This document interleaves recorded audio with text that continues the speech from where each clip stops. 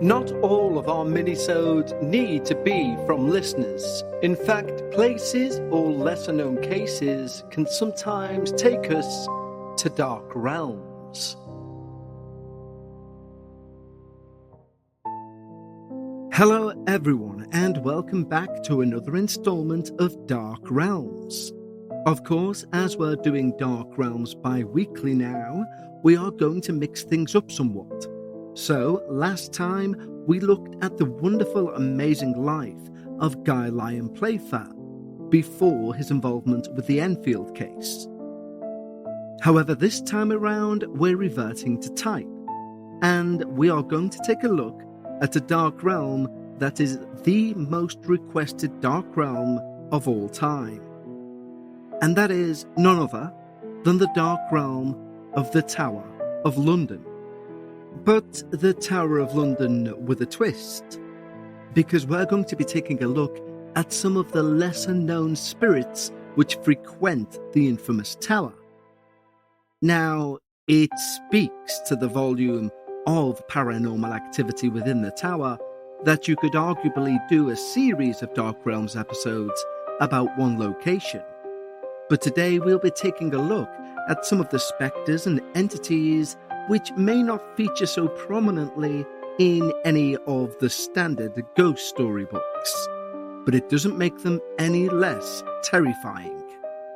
Now, before we dive into this look at one of the most historic places on Earth, we of course need to let you know that we're still accepting submissions for this season. Yes, normally after the start of our second half of a season, we begin accepting submissions for the following season, which indeed we are.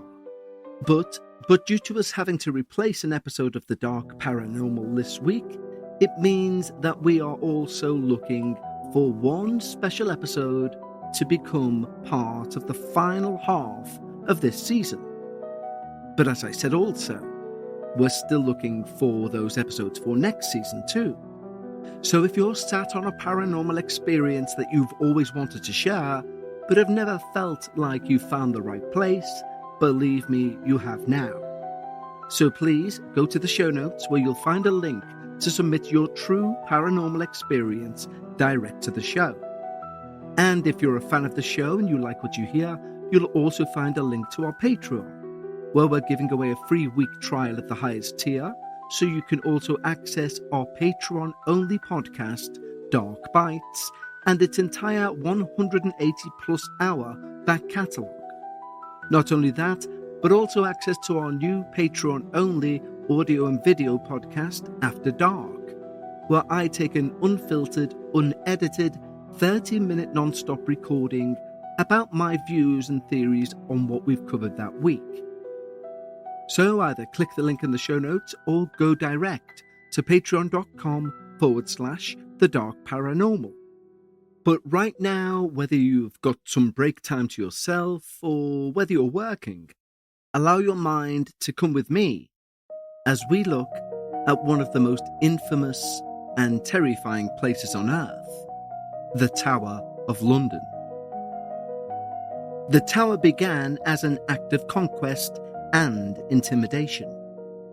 William the Conqueror began building it in the 1070s as a massive stone fortress to secure London and project royal power. Specific stone was brought in from France, and the initial program took roughly 2 decades to complete. At the heart of this complex stands the White Tower. Begun around 1078 and completed around 1100, it was designed not only to resist attack, but to overawe the city. Over centuries, the tower has shifted roles: fortress, palace, armory, treasury, and prison, all the while accumulating the sort of human residue that later generations translate into haunting, incarcerations, political terror, and, in certain periods, torture and interrogation. The result is a site that UNESCO World Heritage Centre describes as a rare survival of a continuously developing royal complex from the 11th century to the 16th century, and is an outstanding example of 11th century Norman military architecture. That long continuity matters. It means later witnesses to any ghosts or experiences, they're not speaking about a ruin or a single haunted house, but a living ensemble of rooms, towers, passages, and residences that remained in use, sometimes domestically, inside a fortified boundary. The first spirit we'll take a look at is not a king and not a queen, not even recognizable as human. It is described as a hovering thing, tubular, glass-like, internally churning, and, most unnervingly, capable of choosing a victim in a room full of people. Its core witness is Edmund Lenthal Swift, who lived at the tower as keeper of the crown jewels. His account was printed in Notes and Queries and later republished in Glimpses of the Supernatural. Swift sets the scene with domestic normality. Supper at the witching hour in the jewel house, lit by candles, curtains drawn, the family seated. Then the room's ordinary geometry is violated, silently, without footsteps, without a door opening, by something that hangs between the ceiling and table. In his words, his wife stops mid-sip and cries, "Good God, what is that?" A moment later, the cylindrical figure like a glass tube begins to move, tracking the table shape with a deliberate slowness, as if it was testing the air, learning the room, or counting the living. It paused over a shoulder, and then comes the line which has helped this become legend in parts of the tower. "Oh Christ, it has seized me!" From a paranormal perspective, this is the tower at its bleakest. The cylinders and fluids evoke laboratory glassware. The careful hovering feels intelligent. The seizing implies contact rather than mere presence. Swift's reaction is not a romantic shiver, but a violent, visceral, defensive response. He grabbed a chair and struck the wall behind this object, as though trying to break an unseen grip. What makes this account darker, more like occult narrative than campfire tale, is that Swift offers a context of suspected phantasmagorical experiments by young residents in the tower shortly before the event. A hint that someone, somewhere, within those residences, was attempting optical tricks or something darker, more esoteric, aimed solely at producing apparitions in the dark. Whether prank, hallucination, psychic attack, or some sort of conjuration, the cylinder's defining horror is its intimacy. It comes into most private human settings, i.e., a family table. It moves with ritual slowness, and it singles out flesh.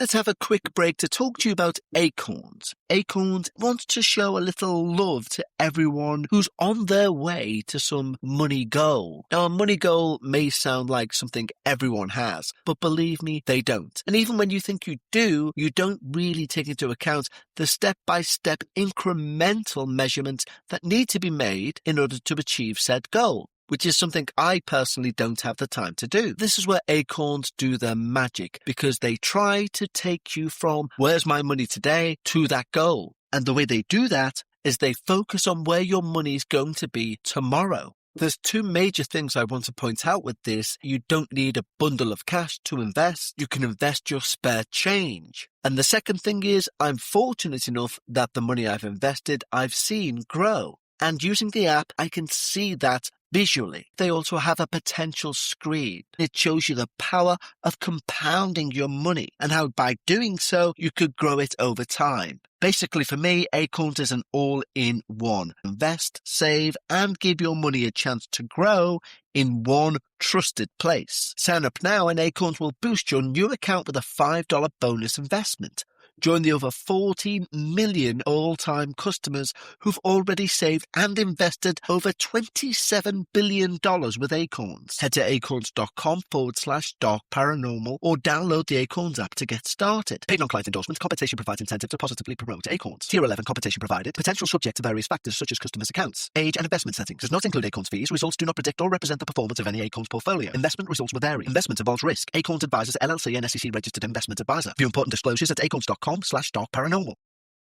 This episode is sponsored by BetterHelp. A great job, married, dating, single. The truth is, most of us are still finding our way through this thing called life. And especially in February, the month of love, Valentine's Day, etc. If you're single, it can be a really rough time. Even if you're in a relationship, maybe things aren't going well. Maybe they're going too well, and that in your mind feels a bit off. But therapy can help you find what you want out of a relationship, out of a job, out of a career, out of a life. Now, I'm not ashamed to say in the slightest I've been in therapy for now over 2 years, and it's helped me immensely. Now, of course, I'm in the UK, but BetterHelp therapists work according to a strict code of conduct and are fully licensed in the US. They do the initial matching work for you so you can focus on your therapy goals. A quick questionnaire will identify your needs and preferences, and their 12 years plus of experience and industry-leading match fulfillment rate means they typically get it right first time every time. And if you're not happy with your match,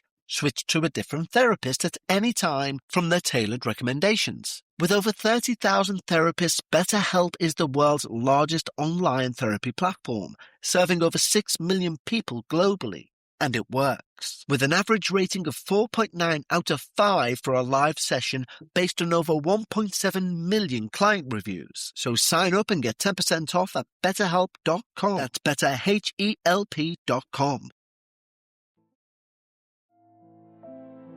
Next, if the cylinder is an intelligent violation, our next spirit is predation. The tower kept animals for centuries, and Henry III's menagerie is documented as including a magnificent white bear, likely a polar bear, given in 1252 by the King of Norway. It was kept muzzled and chained, yet allowed to swim and hunt fish in the River Thames. That history of captive beasts becomes the foundation for a later, much, much darker claim that a bear-like apparition stalked the Jewel House area and left at least one soldier dead from sheer terror. In the tower's most influential printed ghost trail, the story is tied to a bear that is not merely animal but diabolically human-faced. William Gregory recorded a version in his 1851 work Letters to a Candid Inquirer on Animal Magnetism. Appears in Harper's New Monthly Magazine in February 1852. The 1852 retelling is both curt and blunt about the creature's effect on the body. The sentry, after seeing the apparition, doesn't merely run. He collapses, changes colour, and speaks like a condemned man.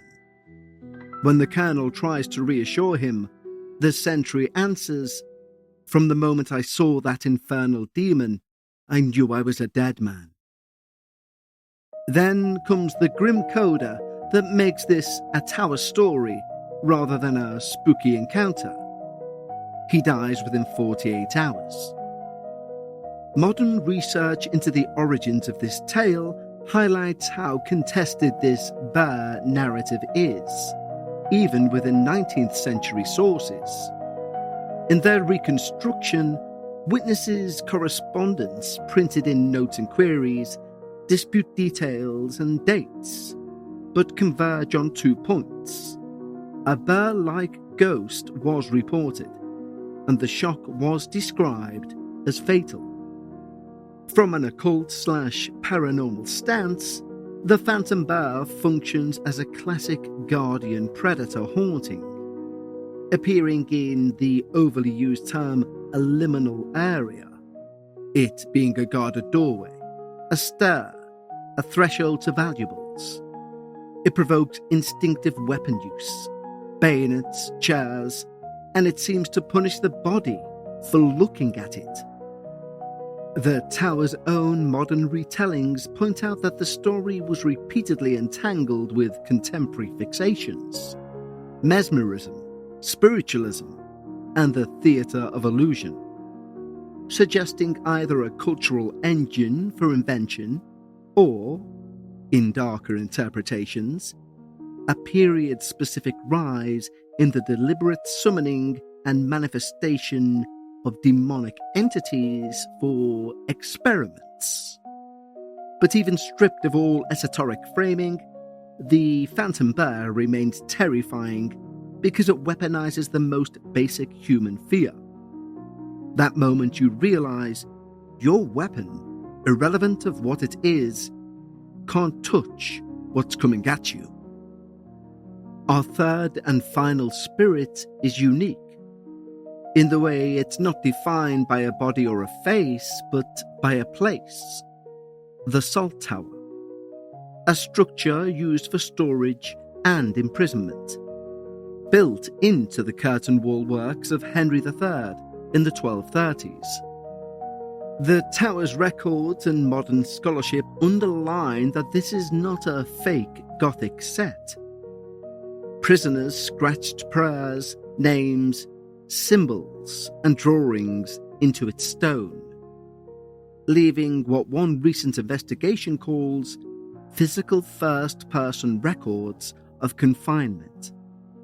In a major graffiti survey led by James Ingram, the Salt Tower alone yielded hundreds of examples, including an astrological sphere carved by Hugh Draper, imprisoned in 1561 after being accused of practicing sorcery, despite having claimed not that he wasn't a sorcerer, but that he destroyed all his magical books. That matters to the haunting claim because the alleged manifestations cluster around a tower already saturated with symbols of belief, persecution, coded identity, and, in Draper's case, star lore and forbidden practice. Historically, the Salt Tower is tied to religious imprisonment and violence. Its most famous inmate was the Jesuit priest John Gerard. Gerard was held and tortured there in 1597 during the reign of Elizabeth I. Even the tower's own interpretation stresses that torture was used as an interrogation by royal authority in this period. And Gerard's writings include the cold mechanics of restraint. They left me hanging by my hands and arms fastened above my head. Language that feels less like history and more like a curse.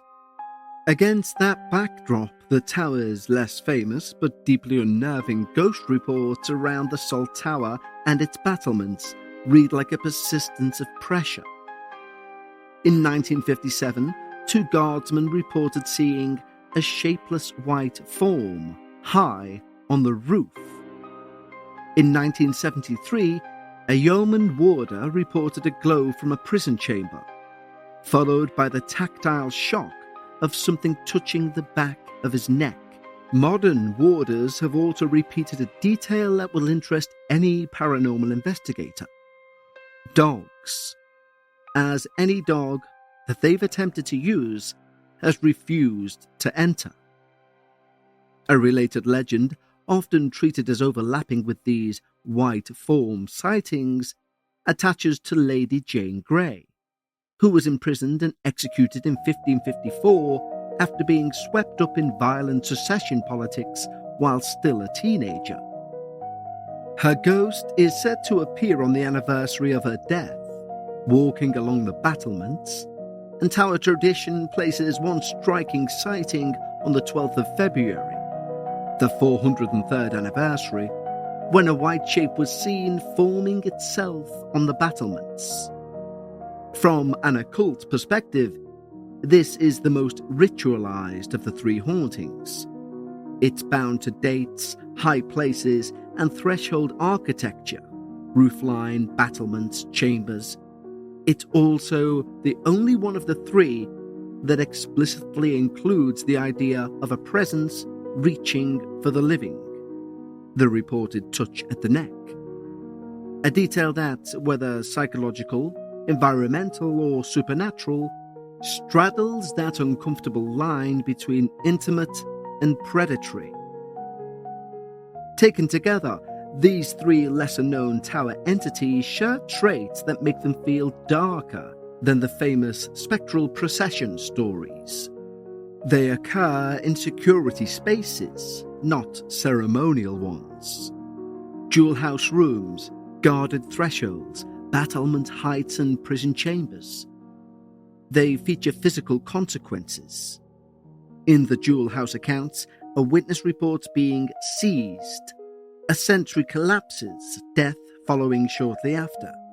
In Salt Tower lore, a glow is followed by a touch, an invasion of the body's boundary.